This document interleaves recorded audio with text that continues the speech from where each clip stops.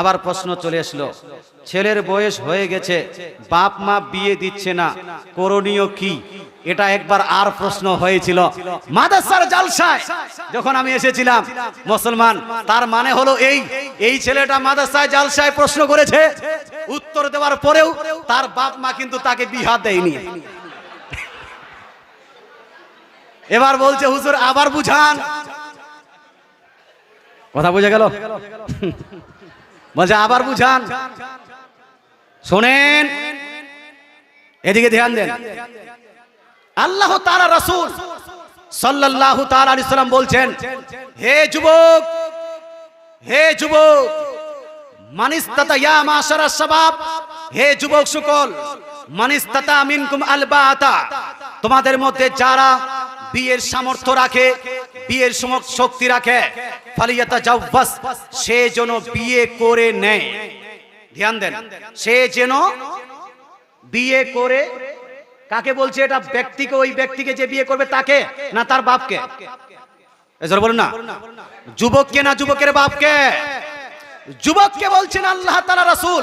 এটা বুখারী, মুসলিম, তিরমিজি, নাসাঈ, আবু দাউদ, ইবনে মাজাহ, প্রায় প্রত্যেকটা হাদিসের কিতাবে লিপিবদ্ধ আছে।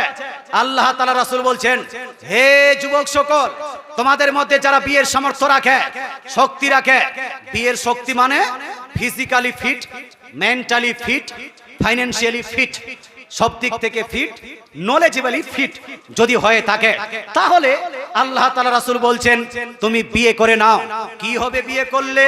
ফাইন্নাহু আগাজ্জু লিল বাসার ওয়া আহসানুল লিল ফারজ, কারণ বিয়ে করলে দৃষ্টি অবনত হবে আর লজ্জাস্থান সংযত থাকবে। মুসলমান, আল্লাহ তাআলা রাসূল বলছেন বিয়ে করে নেবে। তো যুবককে বলছে আল্লাহ তাআলা রাসূল বিয়ে করার, আপনার বিয়ে করার বয়স হয়ে গেছে, বিয়ে করার সামর্থ্য আছে, শক্তি আছে, আপনি বিয়ে করবেন মুসলমান।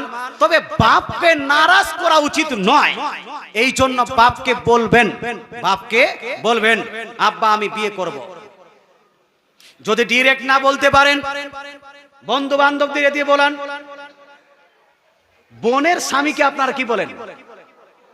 বহুনু, কি বলেন ভাই? বহুনুকে বলেন না?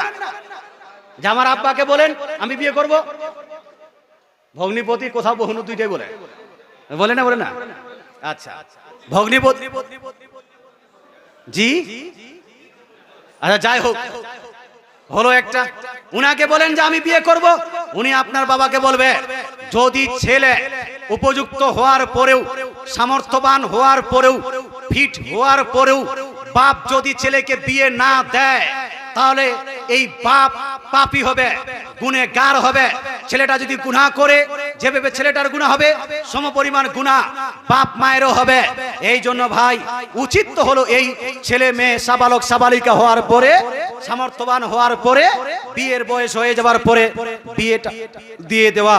তারপরেও যদি বাবা মা বিয়ে না দেয় আর নিজের উপর কন্ট্রোল হচ্ছে না, জেনার দিকে ধাবিত হচ্ছেন, আপনার গার্লফ্রেন্ডের দিকে ধাবিত হচ্ছেন, গুনাহের দিকে ধাবিত হচ্ছেন, এই গুনাহের দিকে ধাবিত না হয়, জেনার দিকে ধাবিত না হয়, বাপ মাকে বলেন, বাপ মা যদি বিয়ে না দেয় তাহলে আপনি যদি সামর্থ্যবান হন নিজে বিয়ে করে নেন। কি করবেন? এই জন্য না, কি করবেন? নিজে বিয়ে করবেন, পাপ হবে না, গুনাহ হবে না, আপনার আপ কি বলছে হারাম হবে না, জায়েজ হবে। বাপ মাকে বলার পরেও যদি বাপ মা বিয়ে না দেয়, তাহলে সামর্থ্য থাকলে নিজে বিয়ে করতে পারবেন না? পারবেন না? এই বলুন না, পারবেন না? পারবেন না? পারবে। তবে বাপ মায়ের অনুমতি, উপস্থিতি নিয়ে বিয়ে করাটা সবথেকে ভালো। তবে বিয়ে বাপ যদি দায়িত্ব পালন না করে, তাহলে আপনি নিজেও বিয়ে করতে পারবেন। তবে আপনাকে বলতে চাই, পালিয়ে গিয়ে কোর্টে ম্যারেজ করবেন না। কোর্টে ম্যারেজ, কোর্ট ম্যারেজ এটাকে বলেন আপনারা, কোর্টে বিয়ে করবেন না খবরদার। কারণ পালিয়ে গেলে বিয়ের আগে হাত ধরতে হয়, পালিয়ে গিয়ে একসঙ্গে যেতে হয়। না, ওই রকম করিয়েন না। ডাইরেক্ট আপনি মেয়ের বাড়িওয়ালার সঙ্গে আলোচনা করেন, বাপ রাজি নেই, আপনি ডাইরেক্ট বিয়ে করতে যান, বিয়ে করে আসেন। কথা বোঝা গেল? নো প্রবলেম, নিজে করে বিয়ে করেন। তবে কোর্ট ম্যারেজ করতে গেলে অনেকগুলো সমস্যা আছে, অনেকগুলো নাজায়েজ হয়, এই জন্য কোর্ট ম্যারেজ করিয়েন না। তবে কোর্ট ম্যারেজ করলে বিয়েটা হবে না, হবে না, এটাও একটা প্রশ্ন থেকে যায়। হয় কি হয় না? তবে এই প্রশ্নটা ইনশাআল্লাহ তাআলা নেক্সট টাইমে আসলে আমি আলোচনা করব, আজকে আর নয়। ভালো থাকুন, সুস্থ থাকুন। মুসলমান কেউ যদি দান দিতে চান, দোয়া পর্যন্ত দান দিবেন, নো প্রবলেম। দোয়ার পরেও দান দিলে দিতে পারেন, নো প্রবলেম। মুসলমান এখান থেকে বক্তৃতা দিতে আনছি। বক্তৃতা শেষ করার আগে আবার বলবো, 2-3টি বই মাত্র থেকে গেছে, পারলে নিয়ে নেন আর বইটি নিজে পড়বেন, নিজের বন্ধু বান্ধবদের পড়াবেন। খুব দলিল ভিত্তিক বইটাকে আলোচনা করা হয়েছে। ভালো থাকুন, সুস্থ থাকুন। নেক্সট টাইমে যদি আসি আবার আলোচনা হবে, আবার কথাবার্তা হবে, আবার প্রশ্ন উত্তর সেশন চলবে, আবার আপনার প্রশ্ন আর আমাদের তরফ থেকে সমাধান থাকবে ইনশাআল্লাহ তাআলা।